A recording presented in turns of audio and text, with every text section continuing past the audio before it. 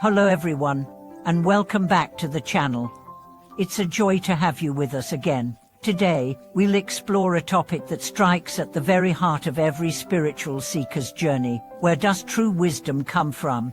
Is it something we absorb from scriptures and teachers, or is it something that must be directly perceived, lived, and realized within ourselves?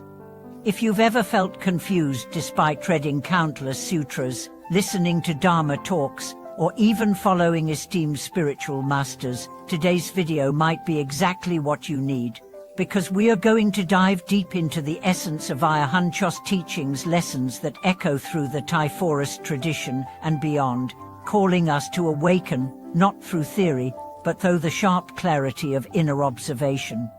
Ajahn Chah said something profound: "Wisdom is not something you hear, it is something you see." This sentence, deceptively simple, unlocks a whole world of insight into what it means to truly practice, not just to know about the path, but to actually walk it with eyes wide open and heart fully engaged. So let's begin by unpacking this idea and walking step by step through Ajahn Chah's profound approach to spiritual training. Imagine someone describing the sweetness of sugarcane to you. They might quote chemical compositions, describe its molecular structure, or even show you beautifully rendered diagrams. But if you've never bitten into a fresh stalk of sugarcane yourself, do you truly understand its sweetness? Ajahn Chah uses this analogy to draw a line between theoretical knowledge and experiential wisdom. You think you know, but you don't, not yet, because real knowing comes from seeing for yourself. He warned against over-reliance on teachers. The teacher can be a good example, he said, but don't cling to the teacher. That doesn't mean we don't honor our mentors, it means we must not become dependent on outer authority to the extent that we neglect the inner voice of direct experience.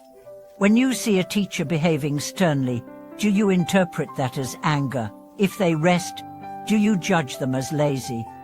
If their behavior doesn't fit your image of a spiritual master, do you begin to doubt? All of these responses point not to the teacher's flaws, but to your own attachment to appearances.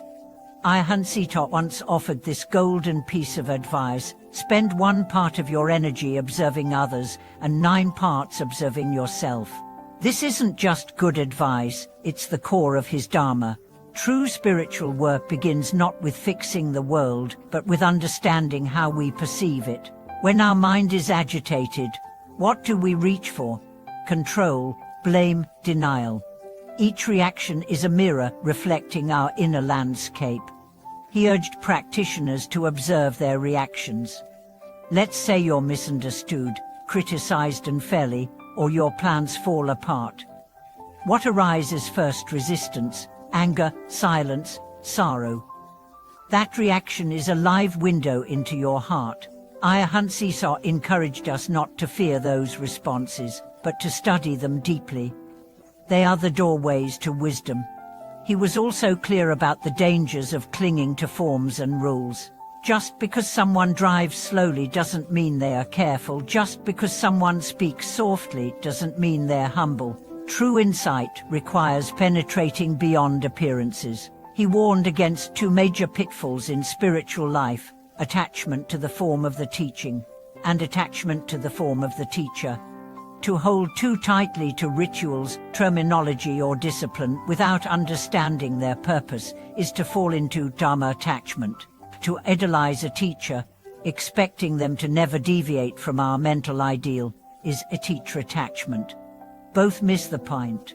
True Dharma is alive, flexible, and situational. Even the Buddha adjusted his approach depending on who he was speaking to. Ajahn Chah reminded us: don't follow blindly. Don't turn Dharma into another tool for ego inflation. Let's explore what he meant by turning the light inward. So many spiritual aspirants spend their energy trying to fix the outer world, people, systems, even their spiritual communities. But Ajahn Chah said clearly, looking outward, you're trapped by the self. Peace will not be found there. If you find yourself irritated by others, ask why. Is it because their behavior threatens your image of how things should be? When you cry out for fairness, is it because you can't tolerate the uncertainty of karma? When you praise someone's practice, are you simply projecting your own ideals? These are not accusations, they are invitations. Each moment is an opportunity to pause and ask, am I caught in judgment, in desire, in fantasy?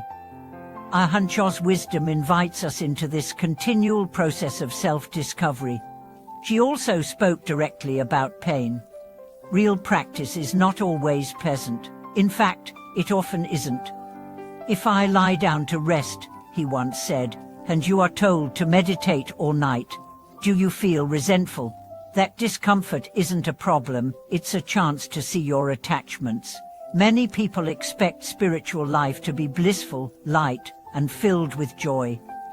But true practice sometimes means facing the parts of ourselves we'd rather avoid, the frustration, the fear, the failure. He didn't preach perfection. He said the goal is not to become a flawless spiritual version of yourself, but to become someone who sees, again and again, when the mind is caught in delusion, and who gently returns to awareness. It's not about being beyond craving, it's about recognizing craving when it arises and choosing not to follow. Another vital point he made was about seeking the perfect teacher or perfect monastery. Many spiritual seekers jump from path to path, always dissatisfied. This place isn't inspiring. That teacher isn't advanced enough. But what they're really seeking isn't wisdom, it's reassurance. They want something outside themselves to give them certainty. Ajahn Chah taught that peace does not come from perfect conditions, it comes from perfect presence. When your awareness is stable, you can meet any person or situation with the same calm gaze. You can see impermanence in chaos, emptiness in praise, and karma in criticism. That's the mark of someone who no longer needs to escape or rearrange the world to feel okay. And finally, he rooted wisdom in everyday tasks. Sweeping the floor, washing dishes, chopping wood. These were not mundane chores in his monastery, they were the field of practice. If you can be mindful while doing the smallest task, he said, you can be mindful when your biggest emotions arise. Conversely, if you can't wash a dish without spacing out or resenting the task, how will you hold your center in the face of death, illness, or loss? Wisdom isn't an idea, it's a cultivation. It grows as you choose, again and again, to watch your thoughts instead of following them, to feel your feelings without becoming them, to respond with clarity instead of react with fear. So friends, what does all of this mean for you?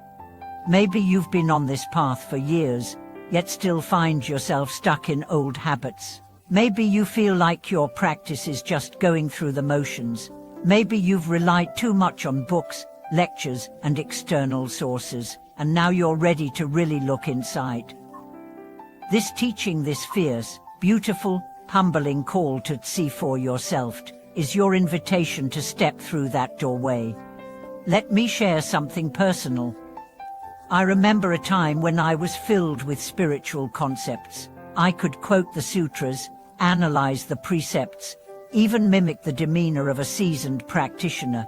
But when someone I loved deeply hurt me, all that knowledge dissolved.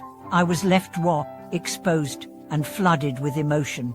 It was then that I remembered Ajahn Chah's words, to observe yourself. And so I did. I sat with the pain, watched the judgments, held space for the confusion. And slowly, I began to understand, not from the head, but from the heart, what compassion really is. Perhaps you've had similar moments. Times when the theory collapsed and only your raw experience remained. That's the beginning of real wisdom. That's the sweetness of sugarcane in your own mouth, not someone else's description. If this teaching has resonated with you, I invite you to reflect in the comments. Have you ever had a moment where you realized wisdom had to be lived, not learned?